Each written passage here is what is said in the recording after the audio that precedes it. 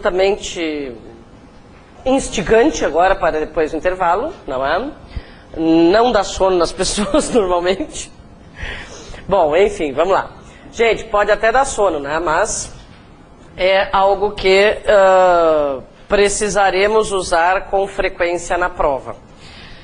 Olha só, o motivo principal, na verdade, para se trabalhar, né, com esse conteúdo, claro, questões de verbos propriamente ditas podem aparecer, provavelmente estejam ali de alguma forma, mas a intenção principal, gente, é trabalhar verbos para poder lidar com o conteúdo de vozes verbais. E esse item especificamente, vozes verbais, está ali isoladinho no edital. Porque vozes verbais podem, né, estar inseridas no conteúdo de verbos.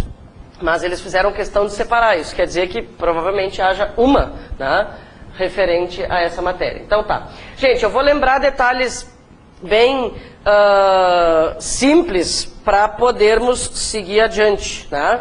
Então, essas informações iniciais não vão ser cobradas de forma direta, claro que não, mas só para a gente poder, né, depois usar termos e eles não parecerem muito estranhos. Tá legal? O que é que nós precisamos lembrar? Precisamos lembrar que verbos em português podem fazer parte de 3 conjugações. Verbos terminam em ar, estamos falando de verbos no infinitivo, né? Terminam em ar, er ou ir. Para esclarecer, talvez nós já tenhamos pensado nisso algum dia, tá? Mas e como, né? Onde se encaixam os verbos, todos os verbos derivados de por, né? Expor, contrapor, dispor, enfim, são vários. Todos os verbos derivados de por, assim como o verbo por, são considerados de segunda conjugação. Por quê? Porque a forma original do verbo por é essa aqui, né? E, obviamente, isso não vai ser cobrado de forma direta, mas eu preciso reconhecer a conjugação do verbo para poder saber o que eu espero da sua conjugação, né? Que características de conjugação ele vai ter em função de ser da primeira, da segunda ou da terceira, né? Existem particularidades, tá? Então, só para lembrar que são 3 conjugações. Muito bem. Classificação dos verbos. Também não é algo cobrado de forma direta, mas ao lidar com um verbo, se eu souber determinar o fato de que ele é principalmente regular ou irregular, são as 2 classificações mais importantes. Se eu souber determinar o fato de ele ser regular ou irregular, eu também já sei como lidar com ele, entende? Ah, ele é um verbo irregular, então coisas estranhas vão acontecer. Ah, ele é um verbo regular, então eu já sei o que é que eu posso esperar. Como é que eu determino que um verbo é regular, né? É aquele que mantém o radical ao longo de todas as conjugações.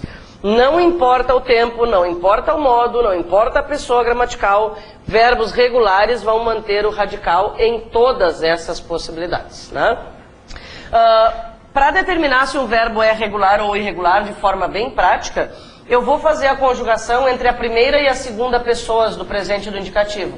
Se o radical se mantiver entre a primeira e a segunda pessoas, já está resolvida, né? Já está definida a classificação como verbo regular. No caso do verbo cantar, olha só. Esse é o radical. Qual é a terminação habitual de um verbo na primeira pessoa do singular? O, né? A terminação habitual da primeira pessoa do singular do presente e do indicativo. É o o. Estou somando, então, o radical, né, a essa terminação. E, fazendo a segunda conjugação, o que eu vou encontrar? Eu canto, tu cantas. O radical se manteve, é regular, fim de papo. Gente, a maioria dos verbos em português é regular, né? Felizmente, assim a gente encontra, né, conjugações estranhas, mas também nem tantas. Verbos irregulares. Já podemos perceber claramente aqui com os 2 exemplos. Verbo fazer, no caso da primeira pessoa, eu já tenho modificações no radical. Lá na primeira pessoa nós temos eu faço, né? Eu faço, tu fazes. Houve alteração do radical. Quando há alterações simples, digamos assim, né, no radical, a gente vai chamar o verbo de irregular. Se eu quisesse manter o mesmo padrão, né, somando o radical ao o da primeira pessoa do presente do indicativo, o que eu teria seria eu faço, né? Gente, no caso do verbo saber, vocês já devem ter escutado histórias, papinhos ou né, alguma criança falando, eu sabo. Né? Ah, tu já aprendeste isso? Eu sabo. Né? Muitas crianças fazem isso e é normalíssimo né, que isso aconteça, porque ela usa conhecimento intuitivo. O que ela fez, gente? Um negócio inteligentíssimo. Né? Ela somou o radical do verbo à terminação na primeira pessoa. Ela ainda não sabe que existem coisas horrorosas chamadas verbos irregulares. Depois ela vai descobrir. Né? Bom, então, essas duas classificações são bem significativas para nós, porque verbos irregulares trazem né, conjugações inusitadas. Gente, verbos irregulares são especialmente né, valorizados por quem elabora provas. Então tá. Duas classificações pouco significativas, tá, gente? Pouco significativas. Por quê? Verbos anômalos não existem muitos. O exemplo mais perfeito é o verbo ser. Por que ele é um verbo anômalo? Vamos conjugar na primeira e segunda pessoas. Eu sou, tu és. Destruição do radical, né? Então, modificação simples, sutil, verbo irregular. Né? Modificação mais profunda, anômalo. Eu não preciso dessas informações, tá, gente? Nós não vamos precisar dessas informações. Verbos defectivos. Olha, gente, pouquíssimas provas têm cobrado essa bobagem de verbo defectivo, tá? O que é um verbo defectivo? É aquele considerado incompleto, tá? Na maioria dos casos, os verbos defectivos não podem ser conjugados na primeira pessoa do singular do presente do indicativo, né? Então, teoricamente, eu não poderia dizer eu coloro. Eu vou dizer eu vou colorir, por exemplo, sei lá, eu demolo ou demulo, não sei, né? Por que eu falei bobagem? Gente, os motivos para os verbos defectivos existirem são suspeitos, né? Quais são os motivos? Ah, porque a conjugação do verbo fica esquisita, fica feia, soa mal. Bom, gente, se o verbo soar mal, deixa que eu escolho se eu vou usar ou não, né? Eu coloro, sei lá, eu acho que tem verbo pior do que isso até. Enfim, as gramáticas não concordam a respeito de quais são os verbos defectivos, isso é tribom, porque se as gramáticas não concordam, é algo que não vai ser cobrado. Por quê? Porque tem uma que defende isso, outra que defende aquilo. Vou dar um exemplo de um verbo que anda em polêmica, o verbo adequar. Ele é considerado pela maioria das gramáticas um verbo defectivo.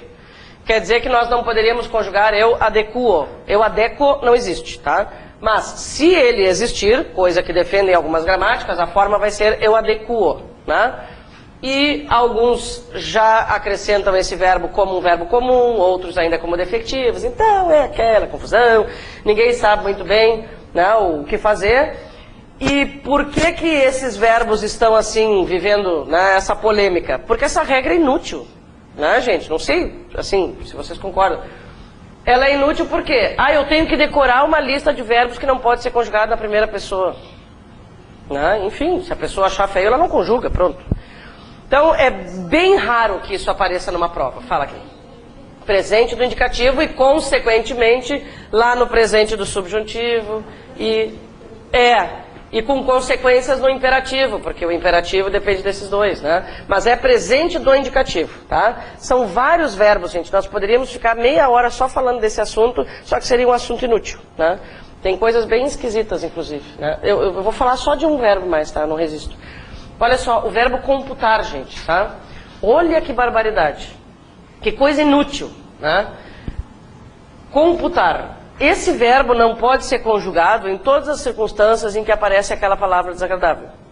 Então, eu computo, não pode. Tu computas, também não pode. Não pode, porque daí ele é defectivo. As gramáticas determinaram que ele é defectivo porque é uma palavra desagradável. Se eu não quiser falar, eu computo os dados da empresa, qual é o problema? Né? Tá cheio de verbo feio por aí. Então, o computar só existe nas pessoas em que aquela palavra fica disfarçada. Eu computo não existe, tu computas não existe, ele computa não. Nós computamos sim, vós computais e eles computam. Então, me poupe, né? Bom, resumindo, a CESP às vezes coloca alguma coisa relacionada a verbo defectivo, não sei porquê, tá? o que a gente tem que fazer? Determinar alguns verbos que sejam considerados defectivos por todos os gramáticos, entende? É a única coisa que eu posso cobrar. Demolir é considerado defectivo por todos e colorir também, pelo menos por enquanto. Então por isso que eu coloquei esses exemplos aqui, esses não errariam, né? Mas definitivamente é inclusive uma classificação que a gente imagina deixará de existir em breve, tá? Bom, gente, verbos abundantes, isso muito nos interessa, tá? Por quê? Então assim, ó, das 5 classificações que nós estamos vendo, quais interessam? Regulares, irregulares e abundantes, tá? Só interessam 3. Quem são os verbos abundantes? São aqueles que apresentam 2 formas de particípio. Como funciona isso? A maioria dos verbos em português só apresenta uma forma de particípio. Isso é o normal, né? Verbo vender, o particípio é vendido. Verbo comprar, o particípio é comprado, né? Verbo esquecer, o particípio é esquecido, e assim vai. Tá. A maioria só apresenta particípio regular. Existem alguns que são abundantes, apresentam 2 particípios. A questão, gente, não é decorar quais são abundantes. Isso nós simplesmente sabemos, tá? A questão é quando usar um e quando usar outro. E é o que eu vou resumir aqui, ó. Quando os auxiliares forem ter ou haver, eu vou usar as formas regulares. Quais são as formas regulares? Aquelas que terminam em ado ou ido. Quando os auxiliares forem ser ou estar, nós vamos usar as formas irregulares. Quais são as formas irregulares? Aquelas que não terminam em ado ou ido. Isso aqui é importante. E isso a Fundação cobra.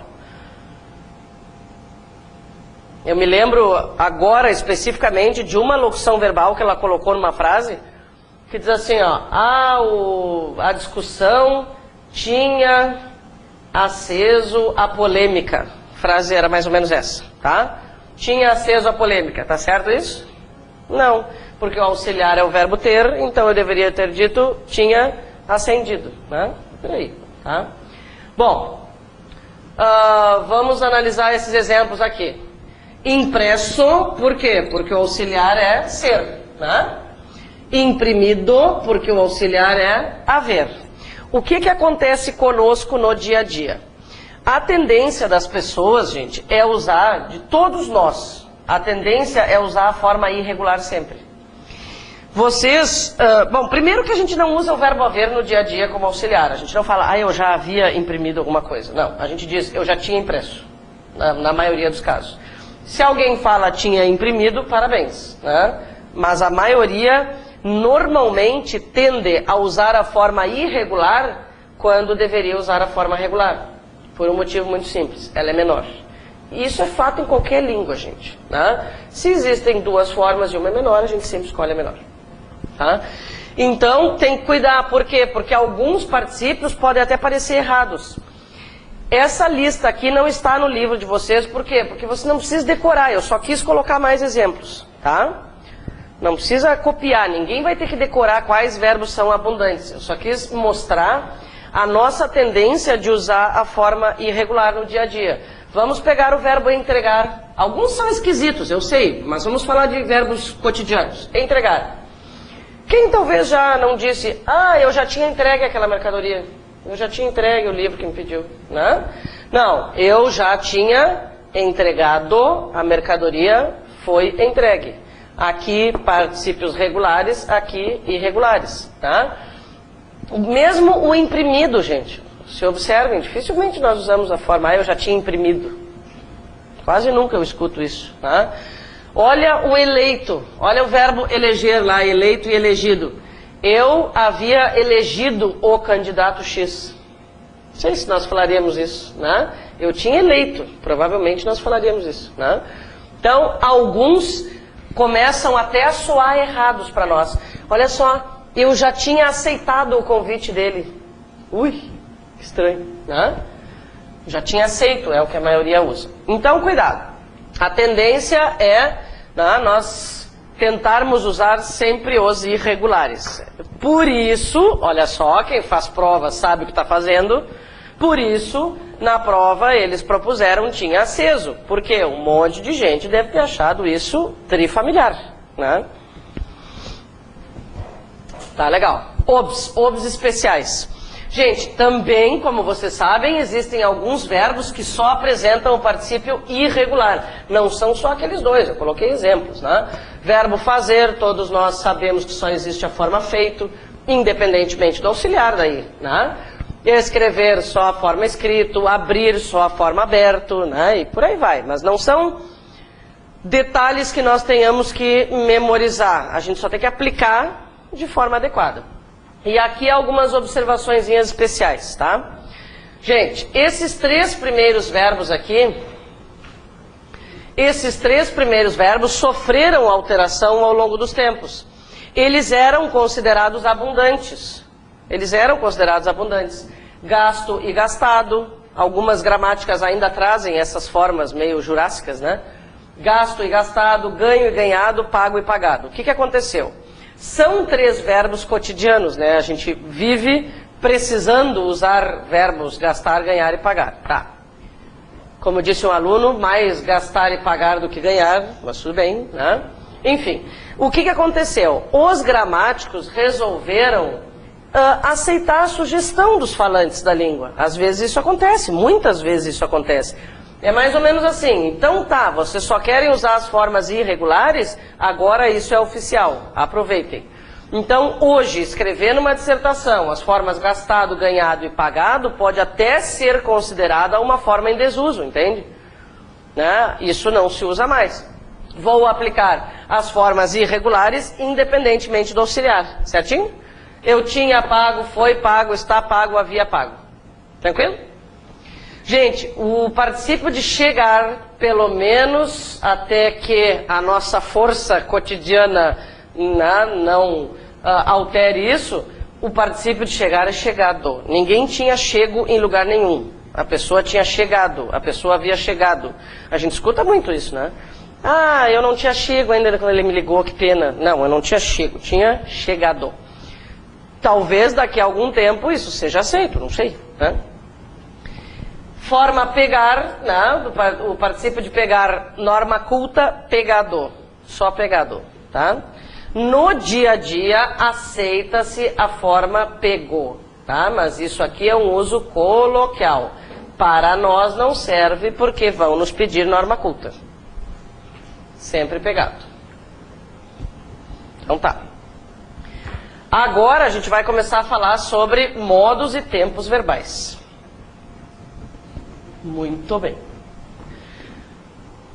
Gente, verbos podem ser cobrados das mais variadas formas, assim. O que se percebe na Fundação é a tendência maior de cobrar a conjugação de verbos irregulares. É aquela história de se eles se detessem por mais tempo ou se eles se detivessem por mais tempo.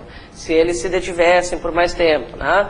Ah, se o fulano se mantesse calmo ou se mantivesse calmo? Se mantivesse calmo. Se eu dispor de tempo ou se eu dispuser de tempo? Se eu dispuser. Esse é o ponto principal para a Fundação. Mas conjugações, em geral, né, podem ser cobradas. Identificação de tempos verbais. E outra, assim, né, gente? Identificar o tempo verbal nos ajuda também a saber o que esperar, né? Que tipo de ação eu espero. Se é uma ação concluída, se é uma ação contínua, se é uma possibilidade, se é uma ação considerada certa, né? Então a gente vai falar um pouquinho de tudo em relação aos verbos, mesmo aquilo que não seja, né, o mais habitual ali para a prova da Fundação. Olha só, em termos de modos verbais, eu já vou fazer um resuminho para a gente não perder tempo à toa, tá? Claro, gente, definições de modos verbais são, é uma missão quase impossível, tá? Por que é uma missão quase impossível? Pensem bem, nós mal conseguimos definir um tempo verbal, imagina um modo, né? Mas, em tese, inicialmente, podemos pensar no modo indicativo como o modo que representa a certeza, um fato comprovável, né? Tá bom. O subjuntivo, então eu vou pular as telinhas ali mais rapidamente. O subjuntivo representa a hipótese e o imperativo, ordem ou pedido, tá? Na maioria das circunstâncias é o que acontece. Existem particularidades, claro que sim, que nós veremos, óbvio. Tá? Então isso aqui eu vou passar mais rapidinho assim, ó. Aquela definição, né, fala sobre o subjuntivo, que é o modo da hipótese, e essas coisas vão fazendo sentido, né, gente? Subjuntivo, modo da hipótese, olha só. Talvez eu resolva o problema. Isso é uma hipótese. Se eu resolvesse o problema, é uma hipótese. Quando eu resolver o problema, é uma hipótese. A coisa não aconteceu ainda, né? Agora, indicativo, eu resolvi o problema. Então é mais ou menos nessa área. Que o indicativo representa, que o imperativo representa a ordem ou pedido, né? Acho que não é algo muito difícil de a gente lembrar. Vamos aos tempos verbais. Gente, essa frase aí tem dois motivos para existir. Primeiro, lembrar um verbinho no modo indicativo, né? Um exemplo de modo indicativo. E, por exemplo, aquilo ali é uma frase que está de acordo com a norma culta? Não, por quê? Qual é o problema dela? Ela tem um problema. Hã? Qual é o problema? O que a pessoa pensa quando lê aquilo ali? O cara é barbeiro. Ele corta cabelo. Fala no centro, corta cabelo. Ele corta cabelo. E para complementar a renda, ele faz carreto, né? Tá, mas qual é o problema disso? O problema é que barbeiro também pode ser a pessoa que dirige mal, né? Então, o problema dessa frase qual é? Ambiguidade, né? É uma confusão de significados, nesse caso, imagino, involuntária, né? Então tá, vamos lá. Presente do indicativo. Gente, além de nós lembrarmos, tá? Que são os modos, tá? Além de nós lembrarmos o que significa cada tempo verbal, nós vamos fazer o seguinte. Ó, isso aqui, pelo amor de Deus, vocês copiem, tá? Nós vamos fazer o quê? Nós vamos colocar uma palavrinha que nos ajude a encontrar a primeira pessoa. Por quê? Encontrada a primeira pessoa daquele tempo, as outras vêm na carona, né? Às vezes falta uma outra, mas a maior tendência é que elas venham, né? Então, sei lá, vamos pegar o verbo estudar. Eu estudo, tu estudas, ele estuda, nós estudamos, vós estudais, eles estudam. Sabendo essa palavra, que nos ajuda a criar um contexto. Para que essa palavra? Para criar um contexto e, né, a gente encontrar essa primeira pessoa. E a terminação da primeira pessoa, claro, no caso de os verbos serem regulares, nós vamos longe, tá? Não precisa saber a conjugação inteira, né? Se eu souber isso aqui de cada tempo, tá ótimo. E ter uma ideia também, gente, do que pode representar sintaticamente, o que pode representar semanticamente um verbo. Quando nós usamos um verbo no presente do indicativo, nós queremos representar uma ação que ocorre no momento da fala ou da escrita. Então vamos analisar esse exemplo. Sinto-me feliz agora. Se alguém disser para vocês, sinto-me feliz, vocês vão acreditar que aquilo está acontecendo na hora que ela está falando, né? Tá. O presente do indicativo sempre vai indicar uma ação que ocorre no momento da fala? Não. Aí é que estão os detalhes semânticos que podem ser cobrados, né? Eles são previsíveis, tá, gente? Aqui, ó, acordo cedo. Se alguém falar para vocês o seguinte: ah, eu acordo cedo. Vocês vão achar que a pessoa está fazendo aquilo no momento da fala? Claro que não. Por quê? Porque o presente também tem esta habilidade de indicar processos habituais. Isso poderia ser cobrado como? Isso aí seria a questão gramatical que a gente encara como interpretação de texto. Tá? Então, exemplo. Na oração acordo cedo, a palavra acordo, eles nem falam em verbo, para parecer que não é gramática. Né? Na frase acordo cedo, a palavra acordo representa um processo habitual, uma ação habitual. Sim ou não? Sim. Representa uma ação que ocorre no momento da fala. Sim ou não? Não. Né? Eu tenho duas possibilidades de lidar com esse tipo de questão. Ou eu deixo para perceber na hora, ou eu vou me lembrar. Ah, isso é presente, ele tem essa habilidade. Né? Então, acho que é bom ter a ideia, né, do que está sendo cobrado. Essa letra A é importantíssima, tá? E aqui a letra C também. Nem todos os tempos verbais têm tantas possibilidades, tá, gente? Fiquem tranquilinhos. Ó, então eu vou comentar sobre a B rapidamente. O presente também pode ser usado para narrar fatos passados com o objetivo de dar ênfase. Qual seria o tempo verbal habitual aqui? Em 1500, Pedro Álvares Cabral? Chegou. Isso é o padrão, né?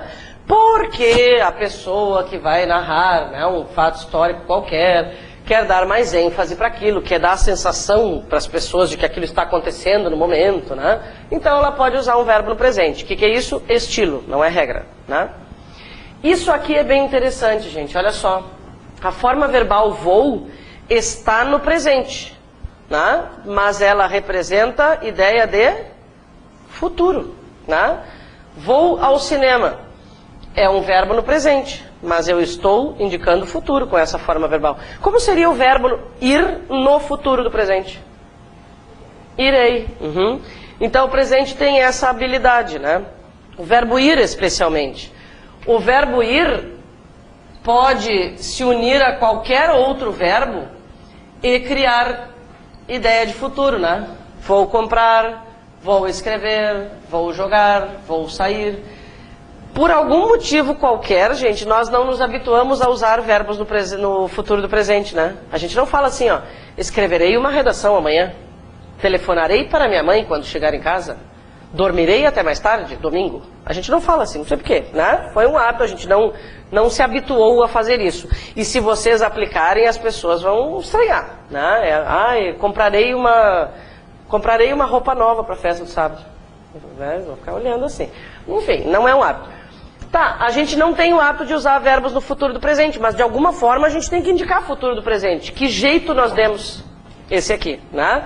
Usando o verbo auxiliar no presente e agregando a um verbinho qualquer para designar futuro, né? Vou escrever é exatamente o mesmo que escreverei, né? E aí eu já quero aproveitar para chamar atenção para coisas estranhas que nós criamos. Gente, vocês sabem, nós usamos isso, né? Eu vou ir ao cinema, tá? Olha só, vou ao cinema. A pessoa já entendeu que tu vais ao cinema, né? Como o verbo ir nós usamos como auxiliar de qualquer verbo, né? Praticamente qualquer um, nós acabamos aplicando o verbo ir como auxiliar dele mesmo. Então diz, tu vai ir na aula amanhã, quem é que já não ouviu esse papo? Tu vai ir na aula amanhã, a pessoa responde, vou ir. Então, tu vai ir na aula? Não, tu vais à aula? Aí a pessoa diz, vou ou sim. Mas vou ir, gente, é uma coisa bizarra, né? Vou ir, é o verbo ir duas vezes, não faz sentido. E tem coisa pior do que isso. O que é o pior? Vou vir. Tu vai vir na aula? Vou vir. Bom, vamos analisar. O vou vir é um ET. Por quê? Porque é a única locução verbal em que os dois verbos estão conjugados. Falar vou vir é a mesma coisa que falar eu vou estudei. Eu só não sei se é amanhã ou ontem, porque eu ainda não me decidi sobre o tempo. Isso aqui é um presente que designa futuro e isso aqui é pretérito perfeito. É louco isso aqui, né? Então, soluções. Tá, vou vir não é a melhor coisa do planeta, mas é melhor do que vou vir. E, tu vai vir na aula? Vou. Ou, tu vai vir na aula? Venho. Ou, tu vai vir na aula? Virei. Ou, tu vai vir na aula? Sim. Pronto. Tentem, isso aqui é uma coisa que nós podemos evitar, assim, né, no dia a dia. Vou ir e vou vir. Isso é característica, né, tenho observado, não há uma comprovação, mas é uma característicazinha aqui, né, do Sul. Ó, gente, aqui um quadrinho comparativo para todas as conjugações. A terminação é a mesma, né? Eu estudo, eu escrevo, eu saio, tá? Isso aqui não precisa, né? Eu não coloquei ali no livro, vocês nem precisam, por quê? Porque já está representado aqui. O que eu quis dizer com isso mesmo? Qual parte? Isso? Isso. Isso aqui é o seguinte, nós vamos fazer a respeito de cada tempo verbal, tá? É uma palavra que nos ajuda a criar o contexto para que a primeira pessoa daquele tempo apareça como num passe de mágica, tá? No presente a gente percebe que isso não é muito útil, mas nos outros faz bastante diferença. Tá. Vamos para o pretérito imperfeito. Vamos montar o nosso esqueminha aqui do pretérito perfeito. Ó. Eu passei umas telinhas, gente, porque ali no meu estava o pretérito imperfeito primeiro, tá? Só tô alterando a ordem. Pretérito perfeito. Qual é a palavra que nos ajuda?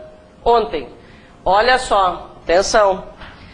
Se o verbo terminar em ar, a terminação, né, da primeira pessoa vai ser ei. Então, ontem eu estudei.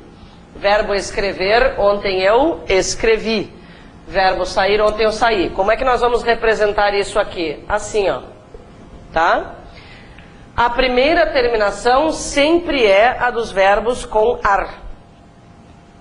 E a segunda, er ou ir. Combinado? Isso nunca muda. A primeira, verbos com ar. A segunda, er ou ir. Para os outros que apresentarem duas opções, isso também vai funcionar.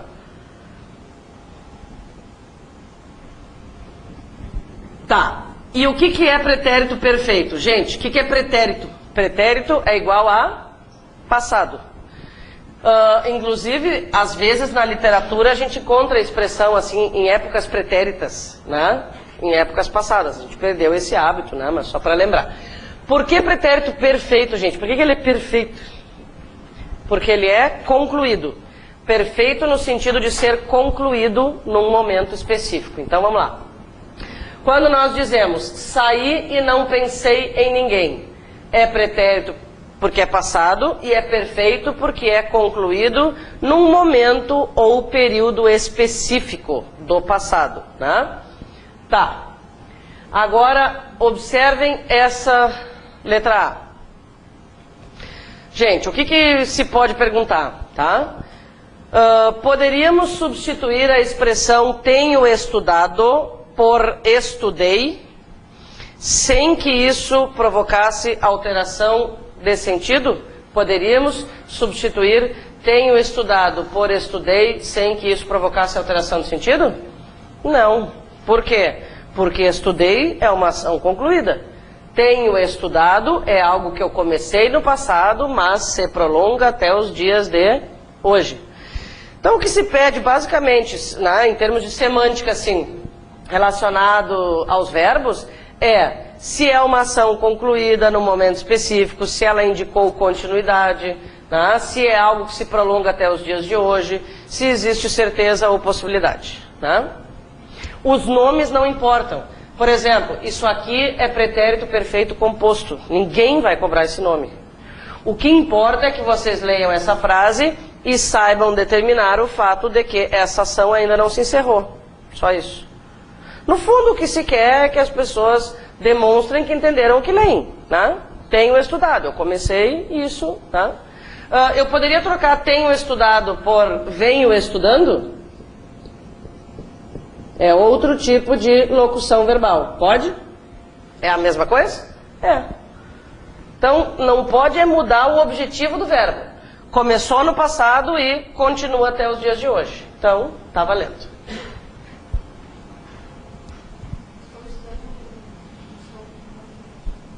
Se eu disser, estou estudando muito ultimamente.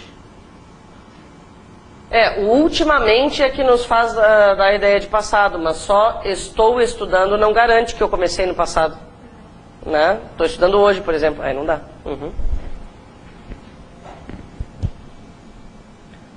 Tá, agora eu vou voltar um pouquinho, porque a gente tem que ir lá para o pretérito imperfeito. Bom, vamos montar as informações aqui sobre o pretérito imperfeito. Gente, pretérito imperfeito, sugestão, talvez vocês conheçam outras formas, existem várias, né?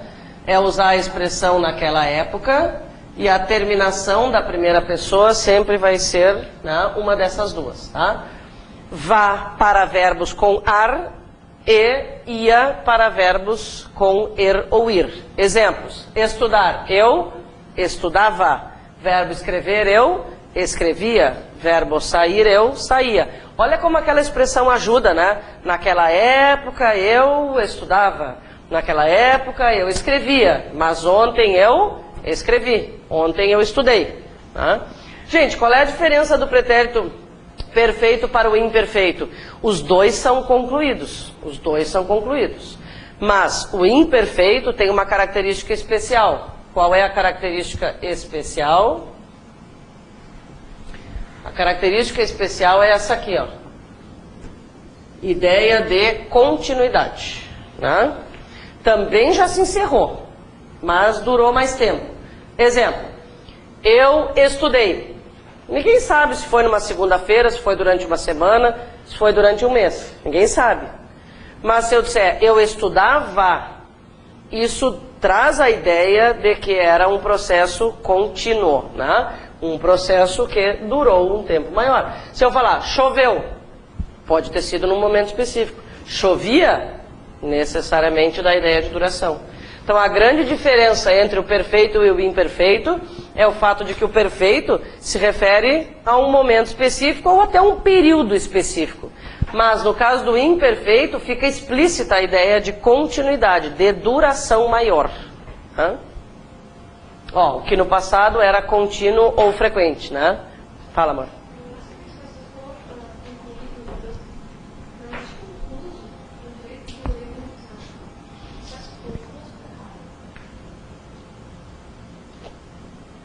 Não deve ser uma palavra errada, concluso.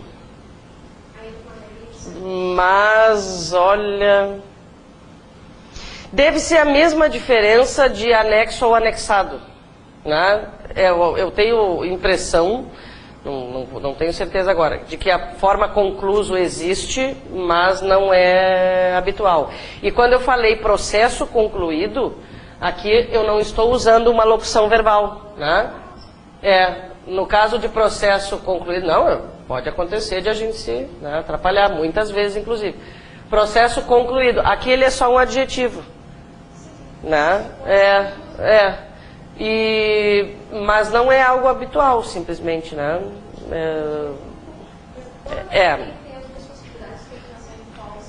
Se é uma locução, sim. Isso aí. Muito bem. Quem veremos agora? Pretérito mais que perfeito. Beleza. Gente, por que pretérito mais que perfeito? Dá vontade de pensar em quê? Se o pretérito perfeito é um passado concluído, mais que perfeito, mais que concluído? Bom, isso faz sentido. Por quê? Pretérito mais que perfeito é um passado anterior a outro passado. Gente, como nós não temos o hábito de usar o pretérito mais que perfeito no dia a dia, definitivamente nós não usamos, pelo menos não a forma simples, não há palavra que nos ajude a encontrar a primeira pessoa do pretérito mais que perfeito. Eu já fiz milhões de testes, tá? Então, no caso do pretérito mais que perfeito, a sugestão é que vocês usem só a terminação. É menos perigoso do que tentar aplicar uma expressão qualquer, tá? Por exemplo, o verbo estudar, eu estudara, verbo escrever, eu escrevera, e verbo sair, eu saíra, tá? Qualquer expressão vai mais nos atrapalhar do que ajudar, né? E eu falei em forma simples, né, ou forma composta, vamos falar sobre isso. Por que pretérito mais que perfeito, né? Um passado um passado que ocorreu antes de outro passado. Vamos ao exemplo. Quando abri a porta, concordamos que isso aqui é pretérito perfeito, né? Abri a porta, percebi, pretérito perfeito ainda, que alguém invadira. Bom, eu abri a porta já é passado, tá? Eu percebi já é passado. Que alguém invadira. Essa invasão aconteceu antes de eu abrir a porta. Então é um passado anterior a outro passado, tá? Nós não temos o hábito de usar a forma simples, e sim a forma composta.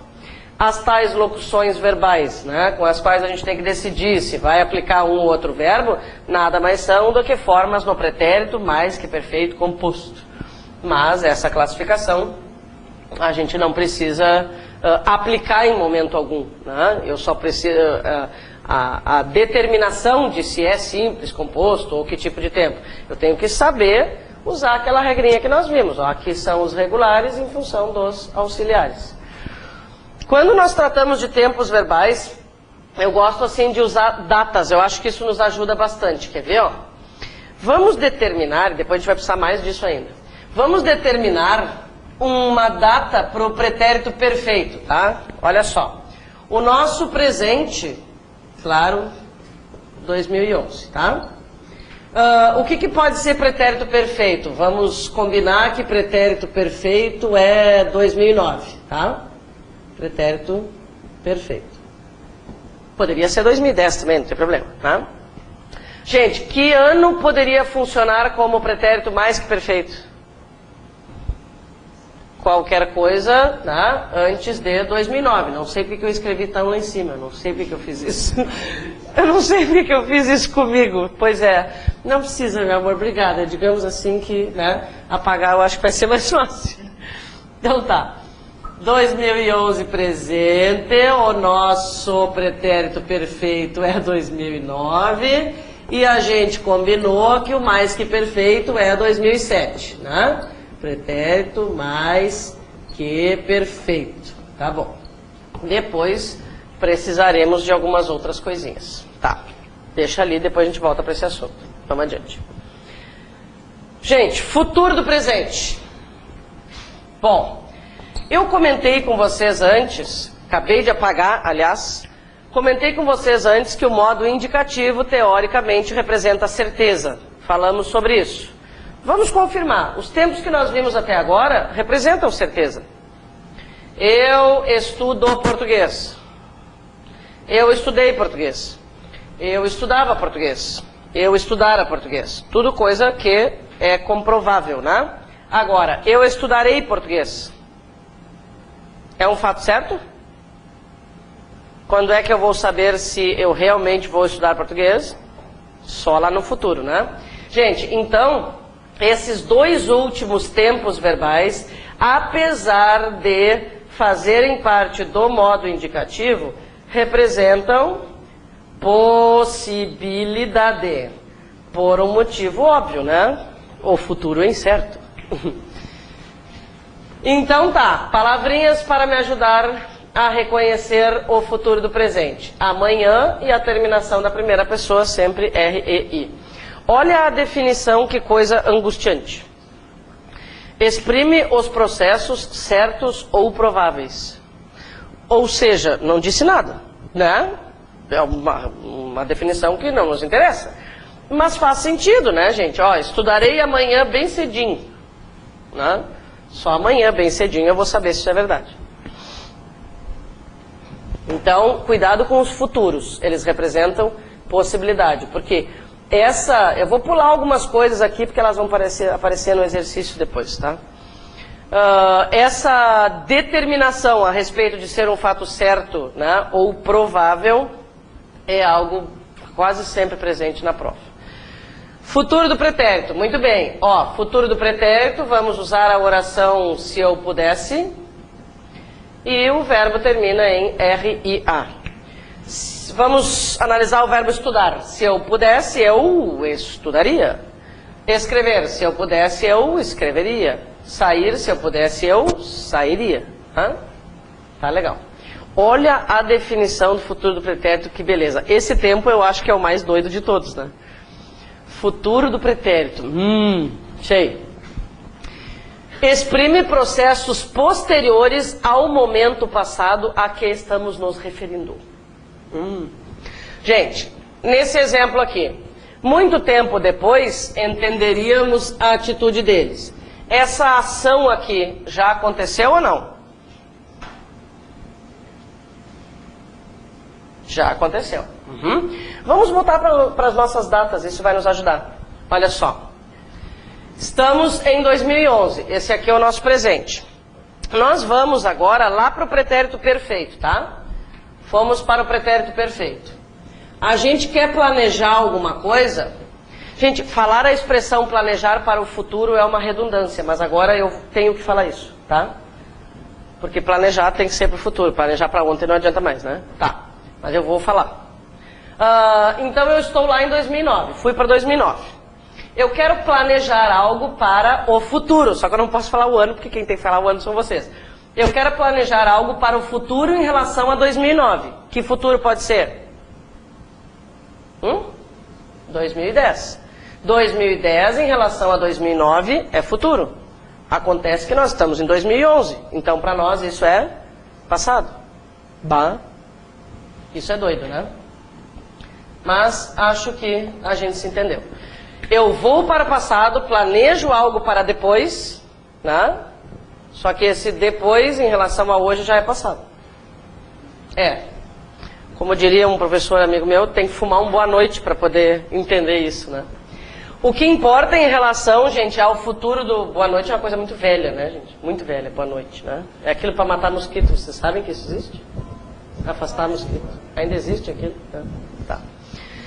O que importa em relação ao futuro do pretérito é determinar se o fato já ocorreu ou não. Aqui ele está se referindo a passado, mas ele pode também se referir a futuro. Olha lá, nós iríamos, mas o tempo não ajudou. Então nem sempre o futuro do pretérito é passado. Ele pode ser passado e pode ser um futuro dentro, né, da condição. Tá, subjuntivo, vamos lá. Gente, agora eu quero dizer uma coisa boa para vocês. O mais chato já passou. Tá, o que é isso aqui? Isso aqui é aquelas placas que a gente acha, né? Vamos analisar, tá? Temos aqui um verbo no subjuntivo. Se pinchar, eu te acho, né? Gente, pinchar, não, né? Pichar. E pichar é com CH mesmo, né? Já vale a pena a gente lembrar. Não sei porque nós temos a impressão de que pichar tem que ser com X, né? Pichar com CH. É da mesma família de piche, né? A gente vai caminhar nas praias daqui assim, as pessoas dizem, eu voltei com o pé cheio de pinche. Você já deve ter escutado isso, né? Não, voltei com os pés cheios de piche, né? Tá. E além de tudo falta uma vírgula, porque aquilo ali é uma oração adverbial deslocada, mas o cara não estava a fim de pensar em português quando escreveu essa frase, né? Tá, vamos lá. Gente, boa notícia. Acho que a maioria prestou atenção, mas repetindo, o mais chato já passou. Agora, verbos no subjuntivo. Gente, os verbos no subjuntivo cobrados em provas são essencialmente os irregulares, tá? Porque ali coisas incríveis acontecem. A gente vai dar uma atenção especial para isso. Subjuntivo, hipótese, né? Continuaremos o nosso esqueminha aqui, ó, né? Presente, talvez. Eu sei que muitos de vocês devem estar acostumados com a palavra que, tá? Tudo bem. Mas eu acho que o talvez é melhor para criar um contexto, ó. Que eu resolva, ou talvez eu resolva, eu acho que o talvez é mais eficiente. Enfim, tá? Primeira pessoa. Pode terminar em E e pode terminar em A. Verbo estudar. Vamos lá. Verbo estudar. Talvez eu estude, né? Verbo escrever. Talvez eu escreva. Verbo sair. Talvez eu saia. Não precisamos, nesse caso, nos preocupar com as definições, gente. Por quê? Porque as definições são as mesmas. Presente é presente, passado é passado, futuro é futuro. Só há 3 tempinhos. Então, aqui o que interessa é como se conjugam esses verbos, tá? Olha lá, definição do presente. Processos se desenvolvem no momento da fala. Sim, tá, a gente já sabia disso, tá? Então, com o detalhe de que aqui estamos sempre falando em possibilidade, né? Nada aqui é certo. Talvez eu faça, se eu fizesse, quando eu fizer, né? Quem sabe o que vai acontecer. Pretérito imperfeito. Se e a primeira pessoa SSE, né? Se eu estudasse, se eu escrevesse, se eu saísse.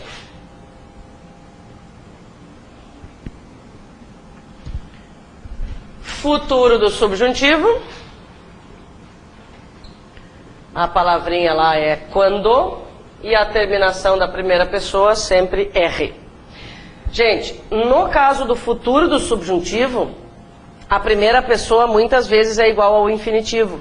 Vamos pensar. Verbo estudar, quando eu estudar. Verbo escrever, quando eu escrever. Verbo sair, quando eu sair. Verbo querer, quando eu quiser. Verbo fazer, quando eu fizer. Por que isso aconteceu com os verbos querer e fazer? Porque eles são irregulares. Se os verbos forem regulares, ficarão iguais ao infinitivo na primeira pessoa. Se forem irregulares, terão formas especiais. Oi? Boa pergunta. Gente, olha só. A palavra ser, como padrão, assim, né, para eu encontrar um verbo no pretérito imperfeito, né, tem essa característica. Normalmente nós usamos o ser para o verbo no pretérito imperfeito. Acontece que eu também posso usar o ser para verbos no futuro. Né? Em várias circunstâncias isso acontece. Em algum momento a gente chama atenção. Se eu fizer. Então, como nós vamos resumir essa informação? Ao aparecer a conjunção se, eu não posso já determinar que o verbo vai ter que ser conjugado no pretérito imperfeito. Pode ser no futuro. Isso vai depender de quê? Do que vem depois. Vamos colocar um exemplozinho completo aqui, ó, tá? Eu pulei umas telas, umas duas, e é o que eu vou escrever aqui agora, olha só. Se eu quisesse... Tá? Se eu quisesse, viajaria, tá? Isso aqui, gente, é paralelismo também. Por quê? Verbo no pretérito imperfeito do subjuntivo faz parzinho com o verbo no futuro do pretérito num período composto. Vamos usar agora, pode ser o ser também, um verbo no futuro. Quando eu quiser, como é que vai ficar o outro verbo? Quando eu quiser, viajaria? Pode ser também? Não. Quando eu quiser, viajarei. Isso é algo que nós já acertamos por intuição. Por isso que eu pulei. Eu acho que são regras desnecessárias, né? Ó, futuro do subjuntivo faz parzinho com futuro do presente. Então, gente, isso aqui é cobrado como, né? Muitas vezes se propõe a alteração de um verbo e a exigência de que eu analise o restante do período para ver se vai haver alguma alteração. Ao substituirmos a forma verbal quisesse por quiser, né, vamos provocaremos outra alteração estrutural na frase. Sim ou não? Sim. Trocando quisesse por quiser, necessariamente vai haver mudança no verbo da outra oração. Né? Elas estão sempre juntas, esses pares aqui. E isso é chamado, né, em muitos casos, como paralelismo. Então tá. Agora, as definições ali dos pretéritos, do pretérito e do futuro, né, não vão nos interessar muito, a gente só vai dar uma comentada rápida, porque é aquilo que eu já comentei, nós já falamos sobre pretérito, ó, exprime processos de limites imprecisos anteriores ao momento que se fala. Sim, pretérito é passado, né, faz sentido. Eu me sinto meio abobalhada falando isso. Ó, futuro, possibilidades ainda não realizadas. Todos nós sabemos isso. Oba, imperativo. Vamos lá. Acho que a gente vai conseguir terminar tudo. Então tá, né? Agora, gente, vamos sistematizar aqui o imperativo. O que está escrito ali, gente? O que está escrito ali são frases absolutamente corretas. Absolutamente corretas. Claro, o que está acontecendo é que é estranho, né? Respeite seus colegas, não roube as carnes das marmitas. Pense no seu colega, ele tem tantas dificuldades quanto você. Imaginar a situação é que é bizarro, né? Vocês conseguem imaginar alguém lá, rouba a carninha, fecha e rouba a marmita inteira, então, já que vai roubar de uma vez, né? Que absurdo, enfim, as pessoas são surpreendentes. Tá, mas o que nos interessa são os verbos. Gente, quando nós usamos... Enfim, quando nós nos referimos a alguém, a gente tem que decidir se essa pessoa é tu ou se essa pessoa é você, né? Tu, segunda pessoa, você, terceira. Aqui está tudo muito bem. Parabéns para a gerência. Parabéns para a gerência. Agora, eu só vou comentar. Nós não vimos as regras ainda, tá? Então, olha só. Respeite é terceira pessoa. Gente, se eu dissesse respeite teus colegas, por exemplo, a frase já não estaria de acordo com a norma culta.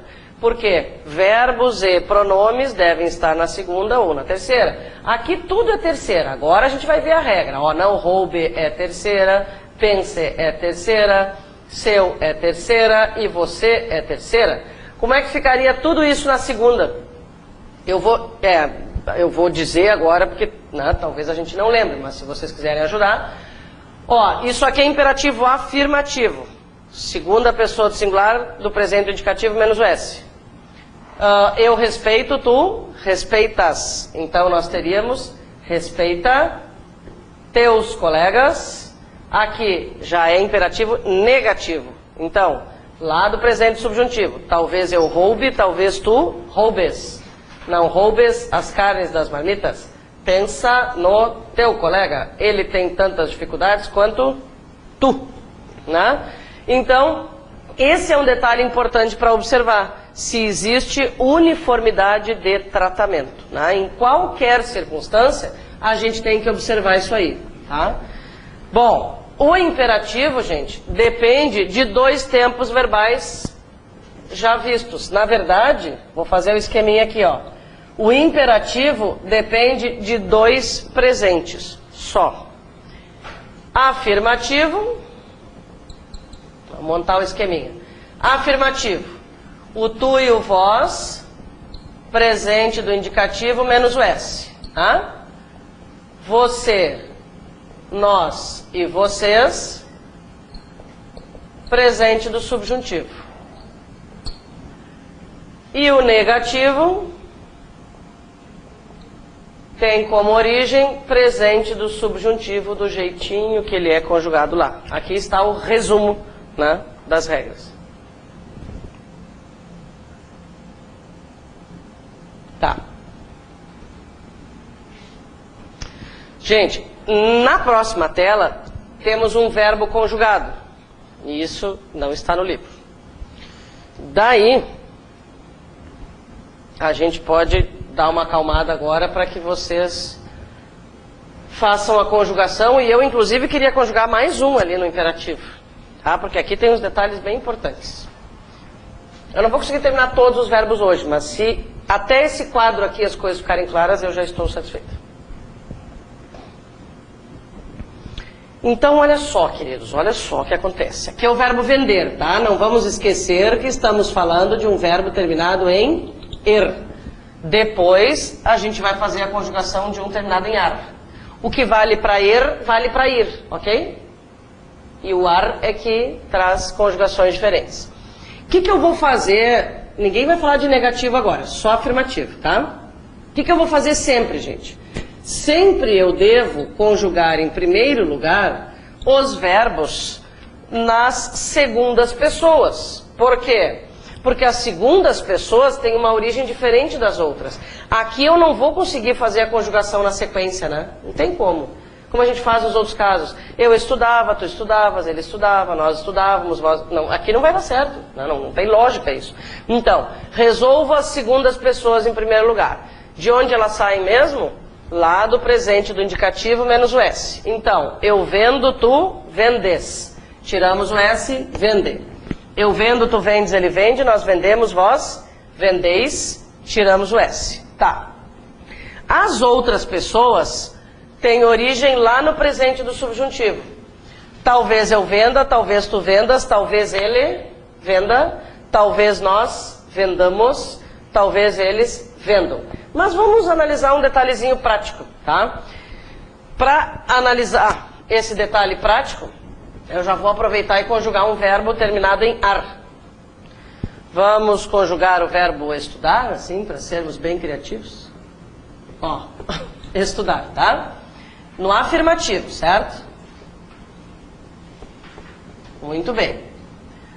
Tu, você, nós, vós, vocês. Gente, o pronome ele é substituído por você porque eu preciso falar diretamente com a pessoa, né? O imperativo todo depende de comunicação direta. Eu não posso falar, ele, fecha a porta para mim lá, né? Eu tenho que falar com a pessoa. Tá, então, como nós agiremos? Vamos conjugar os verbos nas duas segundas pessoas, tá? Como é que é a história mesmo? Presente do indicativo menos o S. Eu estudo, tu estudas, tira o S. Agora vamos facilitar a nossa vida. Queridos, quando nós tivermos encontrado essa pessoa aqui, na verdade todas as outras já estarão no papo. Por quê? Se na segunda pessoa eu tenho A depois do radical, isso quer dizer que na segunda do plural eu só preciso acrescentar um I. Só. Sempre. Olha só. Aqui vocês têm depois do radical o E. O que aconteceu na segunda do plural? O E mais um I. Aqui eu tinha um A. O que acontece lá na segunda do plural? Só acrescentar um I. Mesma coisa. Tudo bem? Não gostou? Bom, eu posso fazer todo o caminho, né? Eu estudo, tu estudas, ele estuda, nós estudamos, vós estudais. Tira o S. Estudai, vós. Tá? Agora, olha que legal. Se nas segundas pessoas, depois do radical, eu tenho A, necessariamente nas outras eu terei E. Um, gente, é sempre o contrário do outro. Olha o que aconteceu aqui. Nas segundas pessoas tem E. O que aconteceu nas outras? A.